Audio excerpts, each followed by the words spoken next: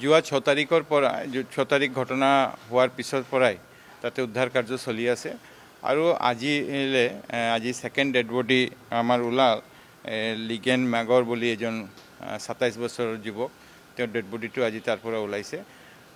পানী ডিৱাটাৰিঙৰ কাম যেটো আছে ডিৱাটাৰিং কামটো চলি আছে আমি এতিয়ালে 11খন মটৰ তাতে ফাংশনিং হৈ আছে দিনে ৰাতি কৰি আছে পানীও আমি অলমোস্ট 15 মিটাৰলৈ পানী এতিয়া আজি ৰাতিপুৱা 7টা বজালে তাতে ৰিডিউস হৈছে এই ডিৱাটাৰিং কৰাৰ পিছত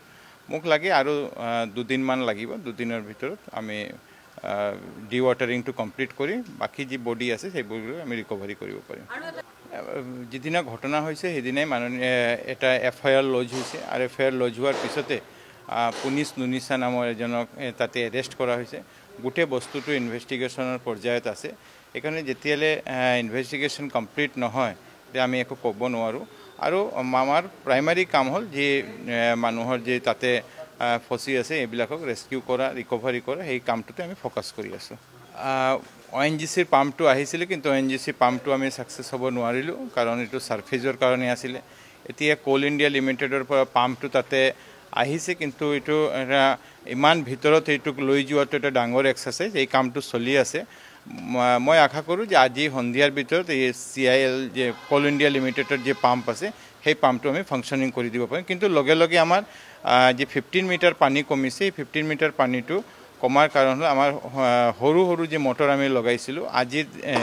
এটো প্ৰায় 15 মিটাৰ পানী আমি এটো কমাব পাৰিছো মোক লাগে আৰু 10-12 মিটাৰ পানী এটো কমাবলৈ কিন্তু এই যে কোপটো আছে কোপটো কানেক্টেড তলত বেলেগ বেলেগ কোপৰ লগত কানেক্টেড সেই কাৰণে এটো এটা ডাঙৰ চ্যালেঞ্জ হৈ গৈছে কিন্তু মই আশা কৰো যে 2 দিনৰ ভিতৰত এটো আমি কমপ্লিট কৰিব পাৰিম আমাৰ MDCৰ পৰা তাতে কোনো চলি থাকা নাই এই যে কোপটো হৈছে এই কোপটো 12 বছৰ আগতে এটো লাস্ট মাইনিংটো যেটো হৈছিল এটো 12 বছৰ আগতে হৈছিল যেদিনা ঘটনা হ'ল হিদিনাৰ পৰা এই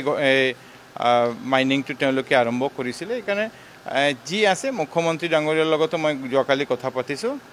যে তাতে জি বস্তুবিলাক আছে যদি কিবা গোটে বস্তুটো এটা ভালকে ইনকুৱাৰি কৰি তেতিয়া আমি এটো সমাধান কৰিব পাৰিম